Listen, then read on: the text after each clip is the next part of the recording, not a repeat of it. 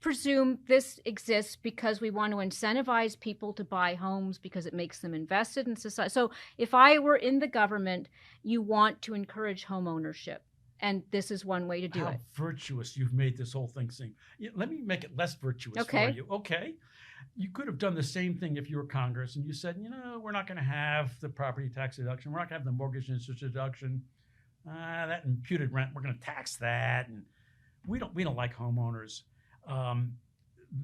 Instead, they decided they like homeowners, but they could have done the same thing by doing nothing for homeowners and instead simply having a tax code that said, we're going to punish anybody who rents.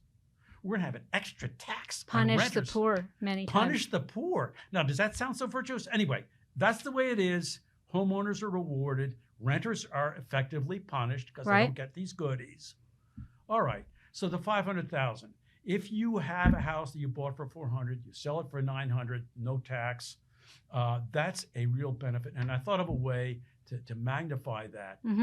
Should we call it unintended consequences? Yes. All right. Dodge. Let's just suppose, Diane, that you're really good with a hammer and a skill saw. And so you buy a house for $400,000. Fix it up. You fix it up. You put in $300,000 of sweat equity. And you put in $200,000 of, you buy new windows and stuff. Okay. So your cost basis started out at $400,000. You put in $200,000 of windows and a new roof and so on. You have the receipts. Your basis is now $600,000. You also put in $300,000 of sweat equity. You're working. You're a contractor. You know how to build things, right? So now you've got a house that's worth $900,000. All right. And your cost basis, remember, was $600,000. $400,000 for the house, $300,000 for the $200,000 for the windows and the roof. You've made a $300,000 profit. And basically what's happened is you've earned $300,000 by hammering. All right. Now, should that be taxed?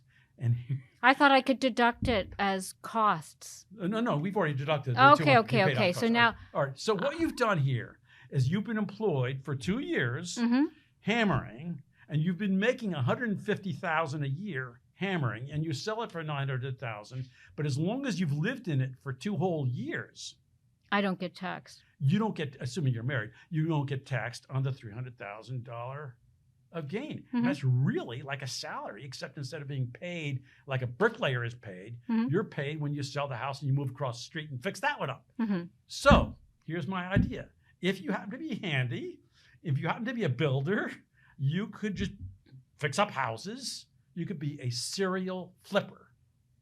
And so is that the slow flipper strategy? That's the slow flipper strategy. It has to be slow because you can't do it in 1 month. You have to be in it for 2 years. Right, because you have to basically prove that, in essence, you're tantamount to earning a salary. This has been real sweat equity. You can't 10 hours or... It doesn't matter how much time you put in. The point is that you have to have lived in it for 2 years in order to get the break. You can't get the break every month. Okay. So you have to space it out. You can't. That makes sense. You don't want to encourage people to be flipping things too quickly. No, much like capital gains, right? If you hold a stock for longer, you get taxed on it. This is better than capital. This is better than stock. If you buy a stock for $400,000 and then you add another $200,000, that's $600,000. Then you sell it for $900,000. You got a $300,000 gain. There's no exclusion. You got to pay tax on the $300,000. Okay, good. That sounds so. You've incentivized me to now buy and work on my house and buy yourself a couple of hammers. Excellent. Good advice. Thanks, Bill. Thank you, Diane.